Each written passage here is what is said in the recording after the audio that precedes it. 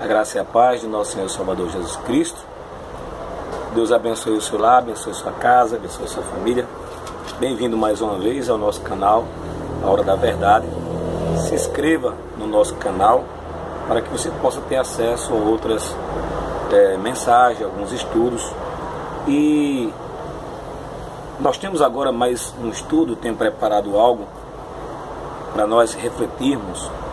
Na verdade, é um assunto um pouco polêmico, né? Ou muito polêmico, que tem deixado uma dúvida na mente de muitas pessoas a respeito da bebida alcoólica, do vinho alcoólico. É lícito para um cristão, essa é a pergunta, é lícito para um cristão ingerir bebida alcoólica? Você já tem a sua convicção se o cristão pode ou não pode ingerir bebida alcoólica? Eu faço essa pergunta porque existem várias denominações, existem vários líderes, existem várias igrejas que defendem, que acham que realmente não há nenhum problema um cristão ingerir bebida alcoólica. E há aqueles que defendem que a bebida alcoólica ela pode sim prejudicar na vida espiritual do homem de Deus, do servo de Deus, da mulher de Deus, e que pode trazer má influência. Mas o que é que a palavra de Deus diz a respeito disso? Porque a Bíblia é o nosso livro de regra de fé e prática, né? A Bíblia é Deus falando conosco. Isso aqui é o nosso condutor, é o nosso guia, é o Senhor nos conduzindo. Então, assim, há uma confusão na mente de muitas pessoas e às vezes o cristão fica no meio sem saber para que lado ele vai, se pode, se não pode, fica aquela questão, fica aquela dúvida na sua mente. Mas vamos estudar juntos, vamos pesquisar juntos para ver o que a palavra de Deus diz a respeito da bebida alcoólica. Amém? Para começar, eu gostaria de pedir, convidar você para nós abrirmos as Sagradas Escrituras em Oséias capítulo 4, o versículo 6, que diz assim: o meu povo foi destruído porque lhe faltou conhecimento. Porque tu rejeitaste o conhecimento, também eu te rejeitarei, para que não seja sacerdote diante de mim, visto que te esquecesses da lei do teu Deus, também eu me esquecerei de teus filhos. Então eu gostaria de ficar com a parte A, que diz o seguinte: o meu povo foi destruído porque lhe faltou conhecimento. A Bíblia é clara em dizer que o povo de Deus, ele diz o meu povo, ou seja, o povo de Deus, o povo cristão, foi destruído porque lhes faltou o conhecimento. Porque tu rejeitaste o conhecimento. Então veja só, faltou o conhecimento e houve rejeição do conhecimento de Deus. Então, tanta coisa tem acontecido no meio do povo de Deus, tanta coisa tem acontecido no meio da sociedade. Tudo isso porque as pessoas rejeitaram a Deus.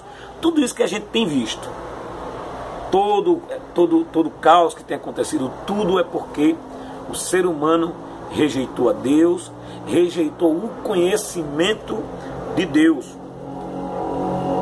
Todo problema procede justamente do abandono de Deus, dos conselhos de Deus.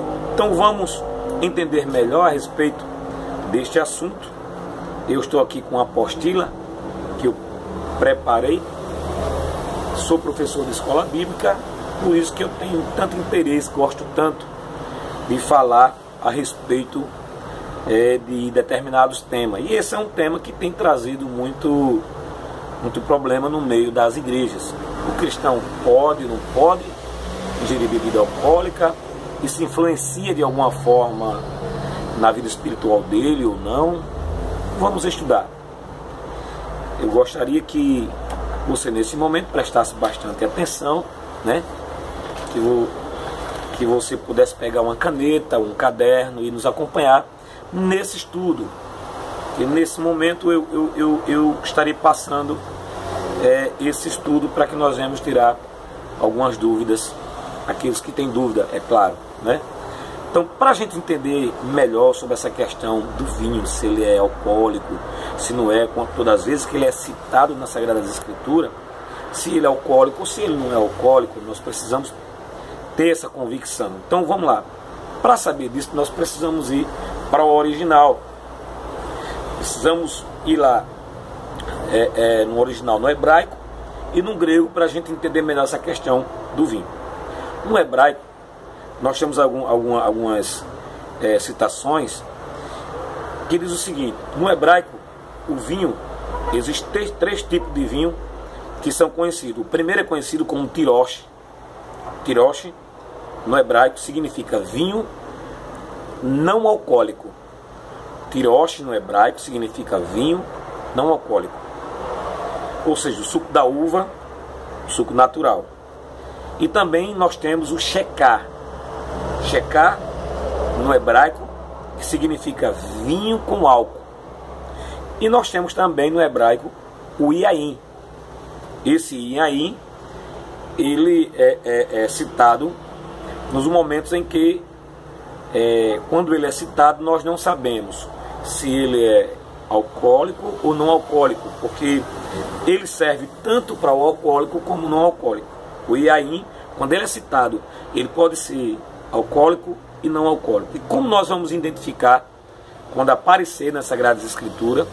E ele aparece 140 vezes. Só no Antigo Testamento o yain aparece 140 vezes. Como nós iremos identificar se é alcoólico ou não alcoólico? O conteúdo, né?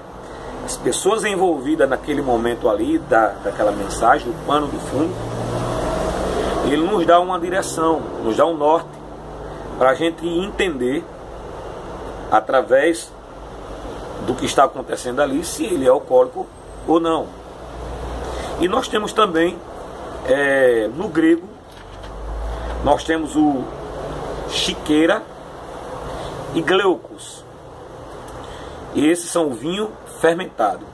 No grego nós temos siqueira e temos o gleuco, que são vinho fermentado, vinho alcoólico. E temos também no grego o oinos. O oinos tanto é alcoólico como não alcoólico. Ele é comparado ao yain do hebraico. E para identificar também da mesma forma, para saber quando ele aparecer em uma mensagem, para a gente saber se ele é alcoólico ou não, nós precisamos estar ali observando o conteúdo da mensagem, aquele momento da mensagem, o que está incluído naquele momento ali, as pessoas, o que estão se envolvendo no meio daquela mensagem, para a gente poder entender se é alcoólico ou não é alcoólico. No grego não se achou uma palavra que definisse diretamente, como no hebraico. O hebraico já diz, já identifica qual é sem álcool, que é com álcool, e o yain, que se refere aos dois. O tirosh é o que no hebraico já define que não é alcoólico. Mas no grego nós não encontramos, não foi encontrada uma palavra para definir, né, literalmente, que aquele vinho era um vinho sem álcool, né? Por isso nós temos esses dois aqui, que é o siqueira e o gleuco, vinho fermentado, e o oinos, aquele que se refere tanto a um como ao outro.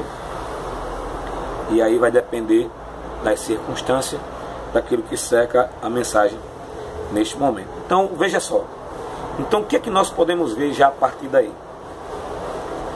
Nem sempre, quando aparece o nome vinho em uma mensagem na Bíblia, nem sempre se refere a um vinho alcoólico.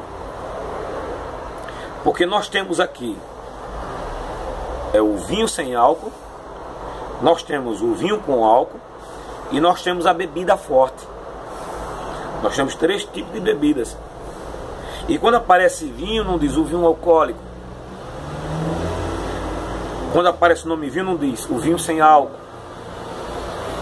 Mas constantemente aparece a bebida forte. É um outro tipo de bebida. Existe o vinho normal, sem o álcool. Existe o vinho alcoólico, que é o fermentado, e existe a bebida forte. A bebida forte era feita com romã, era feito com maçãs, era feito de frutas, com raízes, era com frutas, era com raízes que se fazia bebida forte. Então nós temos 3 tipos. E vez ou outra aparece sim a bebida forte, a gente identifica. Mas quando aparece somente vinho, a gente fica sem saber se é alcoólico ou não alcoólico. O contexto é quem vai falar, ou nós indo em direção ao texto original para ver em que parte ele se encaixa. Então, não se precipite ao ler uma passagem da Bíblia e tentar achar que aquela passagem está se referindo ao vinho alcoólico. Vamos caminhando para entender melhor a respeito disso. No futuro, o que é que nós temos na história, os primeiros acontecimentos a respeito do vinho, quando aparece o vinho, o que é que nós temos para nós de informações?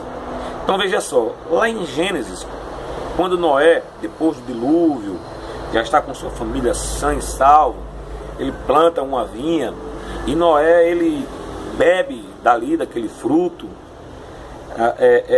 O vinho, ele já tem fermentado, o vinho é um vinho fermentado, ele bebe deste vinho e ele fica embriagado com o vinho. E quando ele fica embriagado com o vinho, ele perde naquele momento o controle, o pudor, o respeito naquele momento, porque a bebida, o álcool, ele faz isso, ele tira o homem de si, né, da sã consciência, e o homem fica entregue a bebida, as suas emoções afloram, e ele nesse momento ficou despido dentro da sua tenda, e o seu filho Cã, ele vai e presencia aquela situação, vê o seu pai ali despido, o seu pai nu, e ele vai, chama os seus irmãos e ele comenta que viu a nudez do seu pai. Com isso, quando Noé fica sabendo da situação, quando ele volta em si, acontece ali um problema sério no meio da família. Então Noé, ele acaba amaldiçoando a Canaã, o seu neto, por causa da atitude do seu filho Cã. Mas se nós pararmos para observar, nada disso teria acontecido se Noé não tivesse ingerido o álcool, ou seja, o vinho fermentado. Nada disso teria acontecido. Tudo isso aconteceu porque ele ingeriu o álcool, né, o vinho fermentado. Essa é a primeira experiência que nós temos a respeito do vinho no Antigo Testamento. E também nós temos um segundo momento em que Ló, ele sai de Sodoma e Gomorra, junto com sua esposa, suas 2 filhas, fugindo da destruição, que Deus destruiu a cidade de Sodoma e Gomorra. E aí no caminho a sua esposa acaba se tornando uma estátua de sal, e só consegue escapar Ló e suas 2 filhas. E o que acontece? Ló chega em um determinado lugar junto com suas filhas, e as suas filhas imaginam que não existe mais ninguém na face da terra, e elas ficam preocupadas na geração da sua família, como iria desenvolver sua família, como ia crescer a sua família. E aí entre elas combinam em embriagar o seu pai, embriagar Ló, para ter relação sexual com ele. O que acontece? Elas conseguem embriagar, dar o vinho fermentado, o vinho alcoólico, para o pai. Ele consome, ele fica embriagado, e aí ele perde a noção de si. E aí as suas filhas entram, se deita com ele, tem relação sexual e engravida. Todas as suas filhas, as 2 filhas engravidou dele. Mas por que isso aconteceu? Se Ló, ele não tivesse ingerido o vinho fermentado, o vinho alcoólico, com certeza ele não teria tido relação sexual com suas filhas. Aí nós temos visto aí que já no início nós não temos uma história positiva a respeito da bebida alcoólica. Em uma família, veja que isso iniciou logo numa família, já trouxe maldição na família de Noé, já na família de Ló já teve o primeiro incesto por conta da bebida alcoólica. E nós temos também um relato em que Absalão, ele procura matar Aminon, mas para que isso aconteça, ele primeiro induz Aminon a se embriagar. Ele manda que seus soldados esperem que Aminon bebe, depois que ele estiver embriagado, que os seus soldados matem Aminon. E isso acontece, né? Os soldados matam Aminon quando ele se encontra praticamente indefeso, já embriagado, ele não tem mais os mesmos reflexos para se defender. Então, eu estou falando alguns textos, algumas histórias do Antigo Testamento, para que a gente venha entender melhor. Eu citarei outros versículos aqui, estarei passando alguns versículos aqui para que nós venhamos entender. Então nós não temos uma história positiva referente à bebida alcoólica, maldição, incesto e morte. Isso você acha que isso tem tudo a ver com o que acontece no dia de hoje? Lógico. Hoje acontece o pai e a mãe, quando está embriagado, amaldiçoa seus filhos, suas crianças, não sabe o que diz na hora, ficam com os nervos à flor da pele e amaldiçoa seus filhos. Outros se relacionam com seus filhos depois que estão embriagados, cheio do álcool, cheio de droga. Outros combinam em beber entre os amigos, e quando aquela pessoa que ele deseja tirar-lhe a vida está embriagado, eles matam essa pessoa. Nós estamos acostumados a ver isso constantemente em nosso meio. O álcool, na verdade, é uma ferramenta muito perigosa. Não se tem nada de positivo, nada de bom para se tirar do álcool. Não há nada que se possa tirar de bom, de positivo do álcool. Mas vamos continuar. O cristão deve ou não deve ingerir bebida alcoólica? Alguém já deve estar, depois do que eu falei, já deve estar pensando: misericórdia, como é difícil, né? Como é perigoso a utilização em ingerir o vinho alcoólico. O vinho, a palavra de Deus diz que ele é escarnecedor, e a bebida forte, alvoroçadora. Todo aquele que por ele é vencido não é sábio. Provérbios capítulo 20, versículo 1. Então, em Provérbios capítulo 20, nós já vamos dizer aqui que o vinho ele é escarnecedor. Você sabe o que é escarnecedor? Escarnecedor é aquele que afronta, que é gozador, que é zombeteiro, brincalhão, chacoteador, gracejador, irônico, zombador, burlesco, caçoador, debochador e sarcástico. Ou seja, são tantos adjetivos relacionados ao escarnecedor. Veja aí que o escarnecedor é tanta coisa que se atribui ao escarnecedor. E a palavra de Deus diz que nós não devemos sentar na roda dos escarnecedores. Salmos capítulo 1, Salmos de número 1, verso 1. Diz que nós não devemos sentar na roda dos escarnecedores, daqueles que gostam de zombar, aqueles que gostam de chacotear, que são irônicos, né? E a palavra de Deus diz em Gálatas capítulo 6, versículo 7, diz o seguinte: não vos enganei, de Deus não se zomba, pois aquilo que o homem semear, isso também ele ceifará. Amém? Vamos prosseguindo.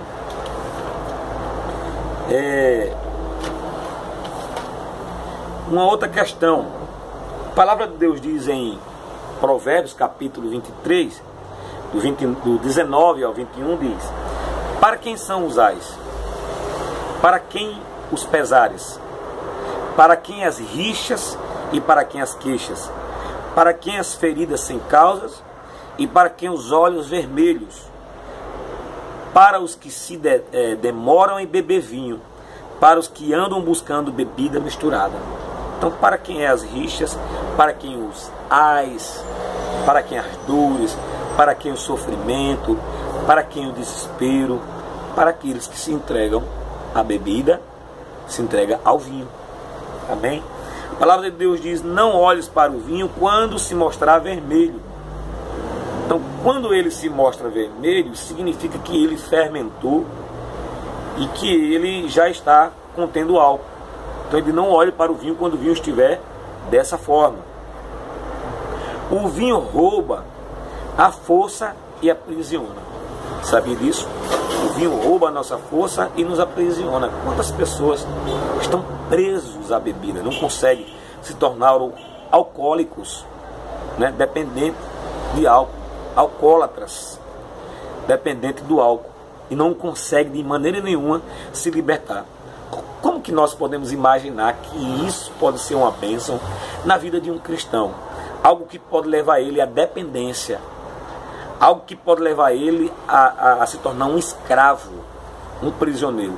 Como que isso pode ser bênção na vida do cristão? Qual o interesse de querermos usufruir de algo que pode nos destruir? A palavra de Deus diz: que cena patética a do homem que se deixou vencer pelo álcool.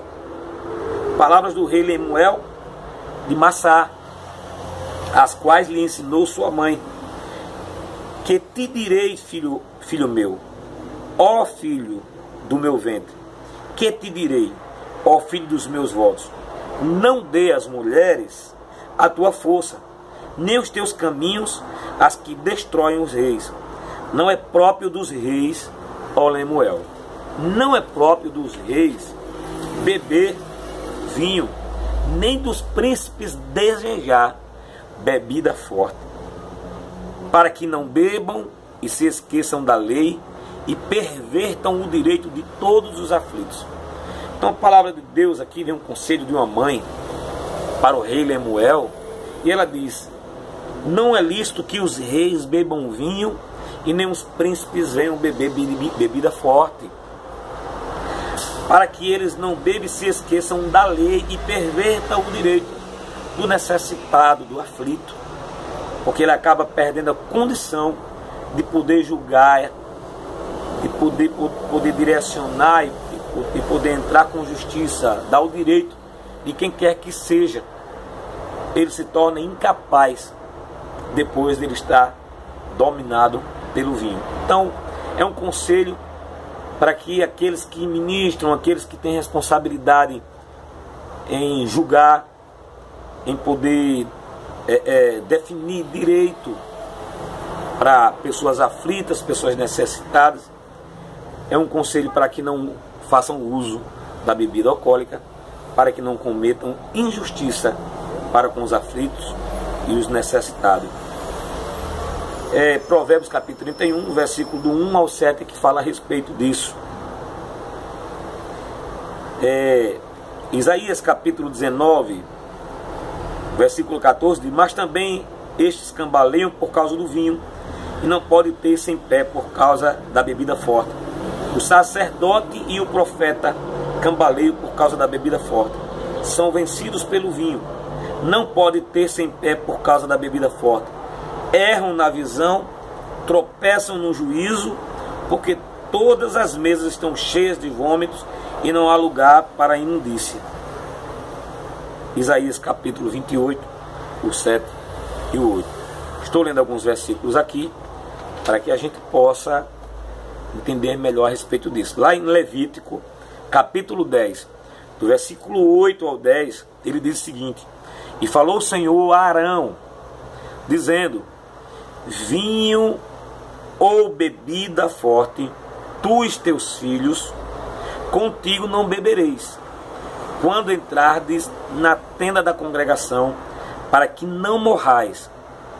Estatuto perpétuo será isso entre as vossas gerações, para fazer diferença entre o santo e o profano, e entre o imundo e o limpo, e para ensinar aos filhos de Israel todos os estatutos que o Senhor lhes tem falado pela mão de Moisés.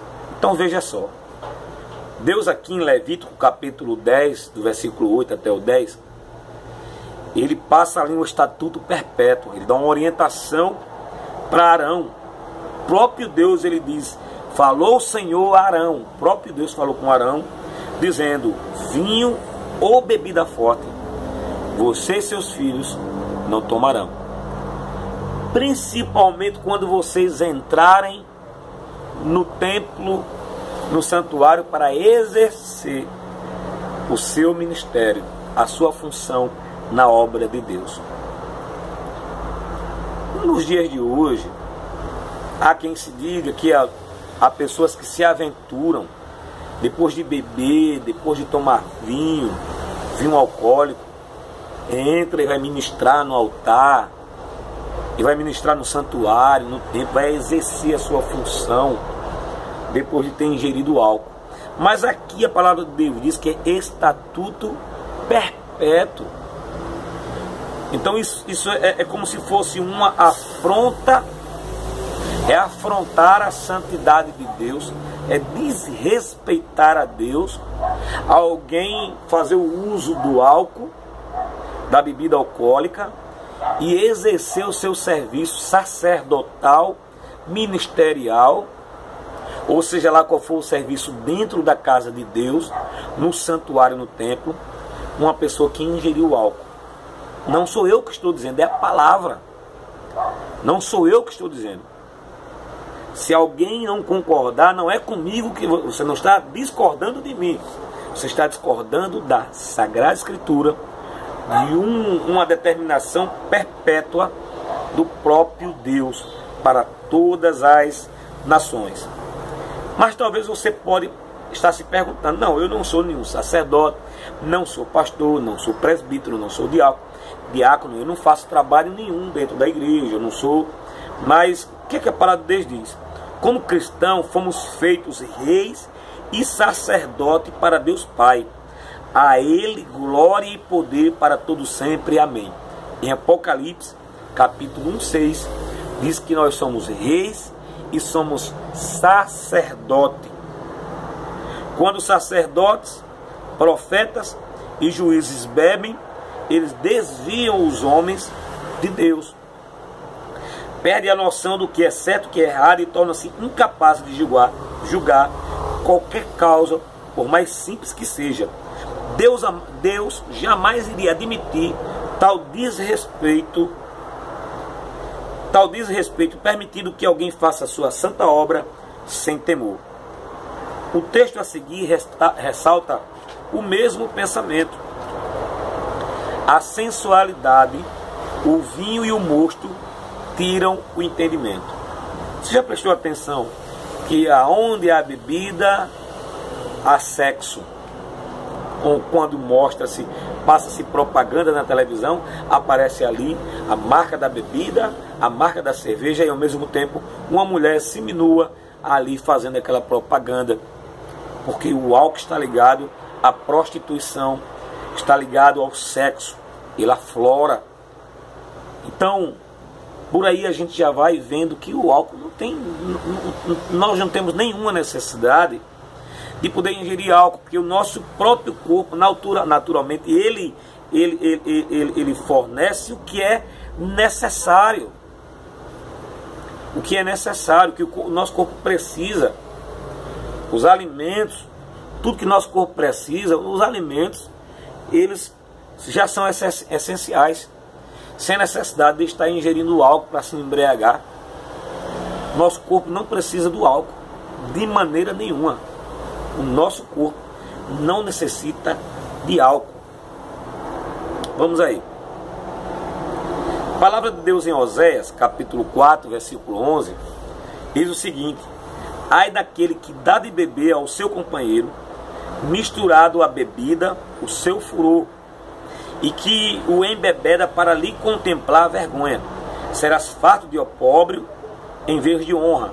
Bebe tu também e exibe a tua incircuncisão, chegará a tua vez de tomares o cálice da mão direita do Senhor, e ignominia cairá sobre a tua glória.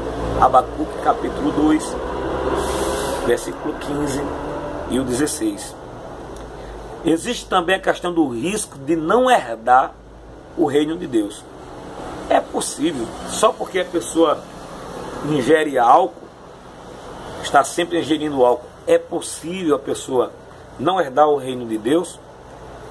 Não sou eu que vou dizer. É a palavra de Deus quem vai lhe responder isso. Veja o que é que diz a palavra de Deus. 1 Coríntios capítulo 6, versículo 9 e 10. 1 Coríntios 6, 9 e 10. Ou não sabeis que os injustos não herdarão o reino de Deus? Não vos enganeis, nem impuros, nem idólatras, nem adúlteros, nem efeminados, nem sodomitas, nem ladrões, nem avarentos, nem bêbados, nem maldizentes, nem roubadores herdarão o reino de Deus. Está aqui, dentro desses que foram citados, está aqui: nem os bêbados, nem os beberrões entrarão no reino de Deus. Então não sou eu que digo, é a Sagrada Escritura. E o que foi que nós lemos no começo? Nós erramos em não conhecer o poder de Deus, as Escrituras e o poder de Deus. Nós erramos em não conhecer as Sagradas Escrituras. Meu povo é destruído por falta do conhecimento. Então precisamos analisar e levar a sério a Sagrada Escritura. Não adianta a gente pegar uma parte da Sagrada Escritura e guardar só aquilo que a gente acha que é viável para nós. A Bíblia, ela é completa. Nós não podemos fazer uso apenas de uma parte da Bíblia, de alguns versículos. Nós precisamos fazer uso de todos os versículos e colocá-los em prática em nossas vidas.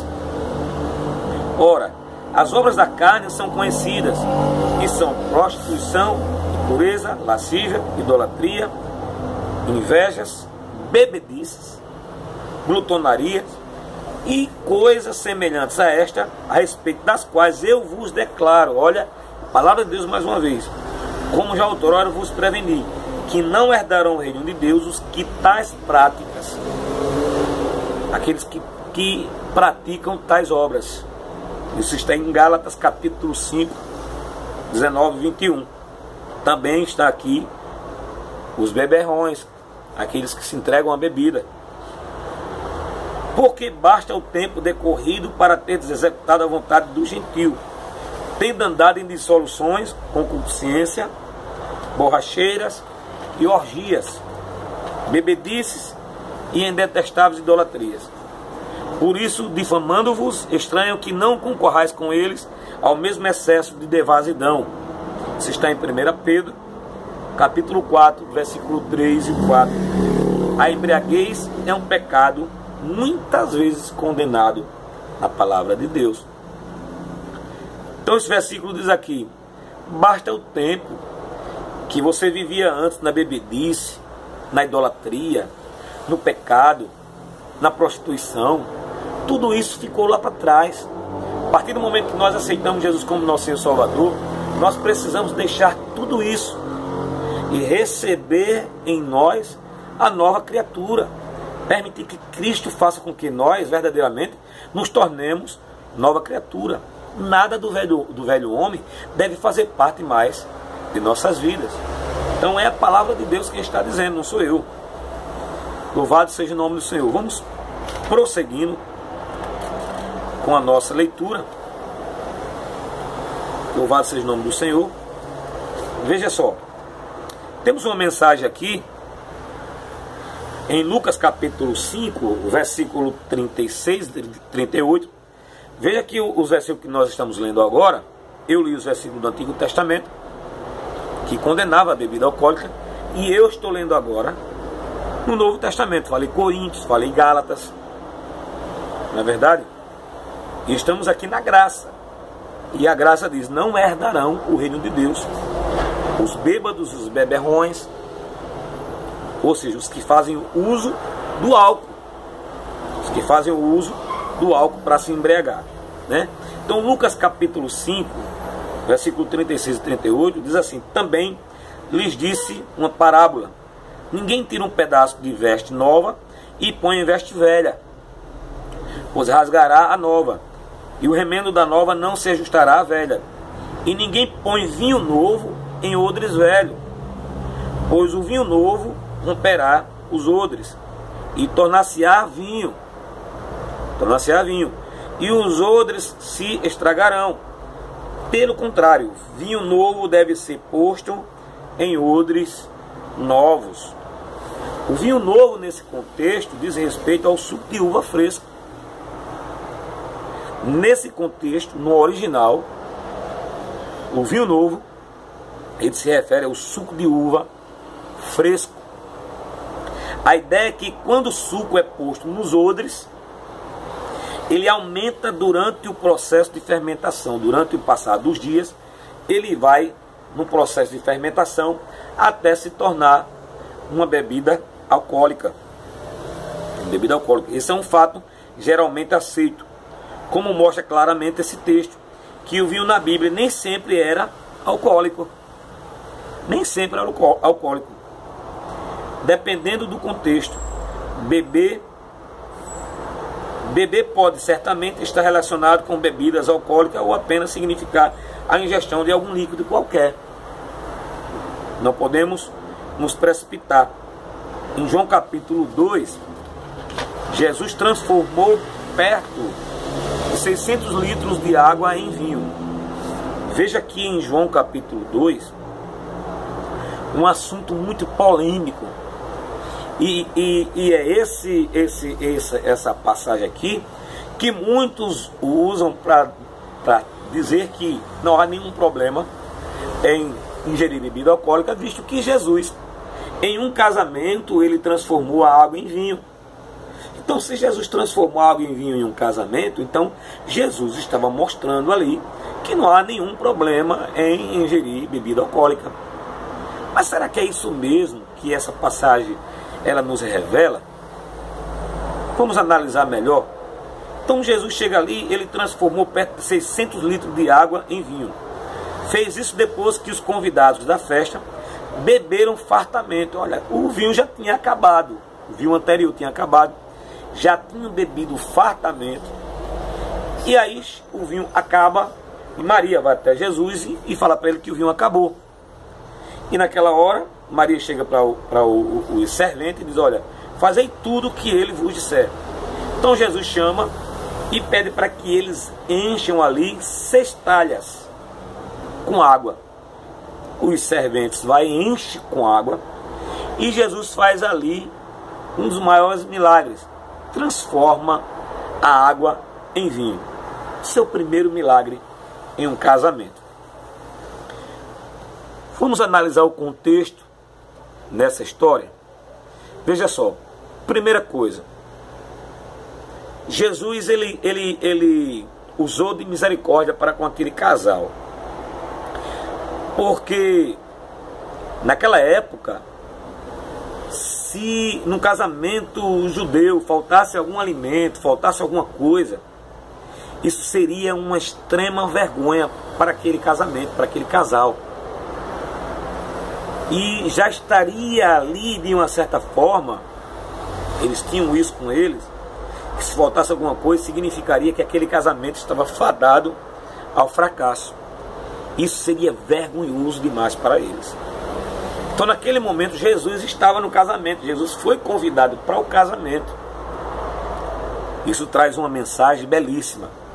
Jesus estava lá, e na hora que falta a alegria, na hora que falta o vinho, Jesus está lá para trazer a alegria de volta, para trazer o sabor do casamento, o doce do casamento, a alegria do casamento, a satisfação do casamento. Então veja só, então Jesus, vendo esse lado, ele vai fazer esse milagre, e aí abençoa esse casal, abençoa essa família. E outra coisa que nós devemos verificar é que eles já tinham bebido muito. E é possível nós imaginarmos que depois do que nós vemos lendo de lá do Antigo Testamento a respeito da bebida alcoólica, a respeito lá em Levítico, que Deus falou para Arão e para os seus filhos, para eles não fazerem uso da bebida, nem do álcool, da bebida forte, quando eles entrarem no templo para exercer o seu trabalho. E também diz que ai daquele que dá de beber bebida alcoólica, bebida forte, para o seu companheiro. Ou seja, você acha mesmo que Jesus, quando ele transformou a água em vinho, ele transformou num vinho alcoólico, fermentado? Primeiro, eu não acredito de maneira nenhuma que Jesus faria isso. Até porque na Sagrada Escritura o fermento ele simboliza pecado. E Jesus estaria ali induzindo mais as pessoas a se embriagar mais e ficarem fora de si. Jesus estaria induzindo. E uma outra coisa, o vinho foi feito naquele momento. Esse vinho ele era considerado vinho novo, porque não deu tempo para o vinho fermentar. Se o fermento é símbolo do pecado, como é que Jesus faz um milagre e esse milagre já vem ali com o fermento do pecado? É inadmissível. É inadmissível. O vinho foi feito naquele instante, naquela hora. Não houve tempo para fermentar. Jesus manda o mestre-sala levar para lá e os servos levar para o mestre-sala e ele prova. E ele diz que ali é o melhor vinho, né? É o vinho novo. Porque o que Deus tem para nós, o que o Senhor tem para mim, para você, é coisa nova. Não é coisa velha, não. Não é remendo velho, não é odre velho, não. Não é vinho velho, não. Vinho velho é o vinho fermentado. O vinho novo, ele não passou pelo processo da fermentação. Então naquele momento foi um vinho que não tinha sido fermentado e não tinha nenhum tipo de álcool. Louvado seja o nome do Senhor. Vamos caminhando. É também útil entender algumas coisas sobre o vinho alcoólico das terras bíblicas. Naquela época só havia fermentação natural. Ninguém tinha nenhum processo. Eles ainda não tinham inventado a tecnologia para acrescentar álcool. Não tinha como acrescentar álcool naquele momento ali. Vamos para um outro assunto também polêmico. Algumas pessoas dizem que Jesus na ceia ele fez uso do vinho fermentado, vinho alcoólico. E há quem diga que há igrejas, há denominações que fazem o uso do vinho alcoólico mesmo, que usa na Santa Ceia o vinho alcoólico mesmo. Mas isso é bíblico?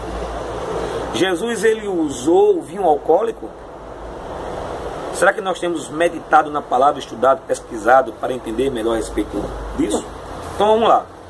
O uso na Santa Ceia do vinho, ele era alcoólico ou não era?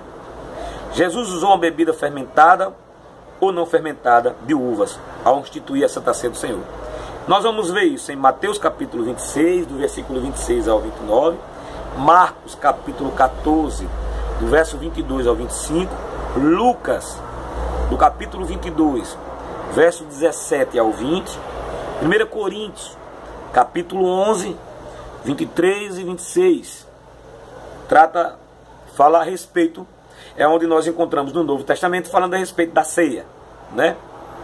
Os dados abaixo levam à conclusão de que Jesus e seus discípulos beberam no dito ato suco de uva e não fermentado. Vamos entender melhor essa situação.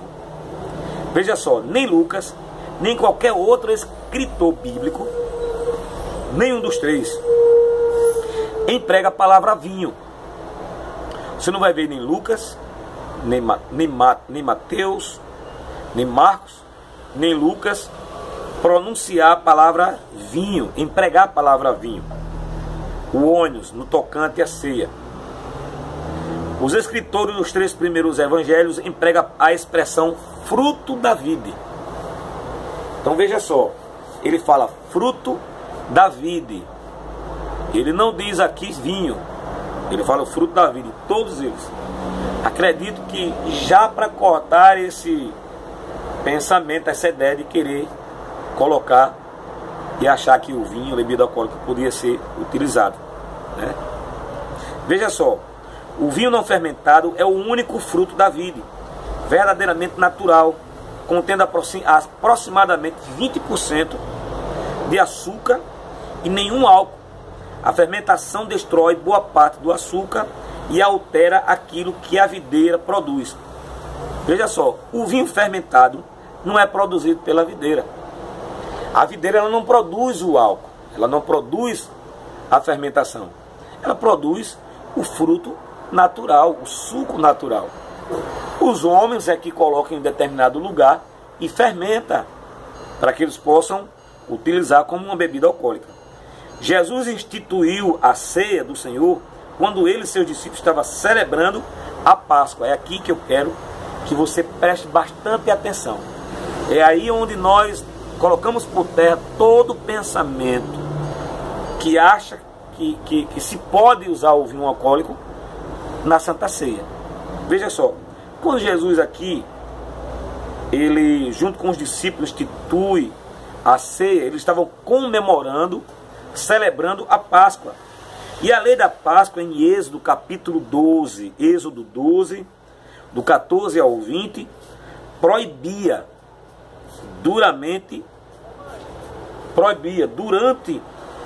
a semana daquele evento a presença de Seó.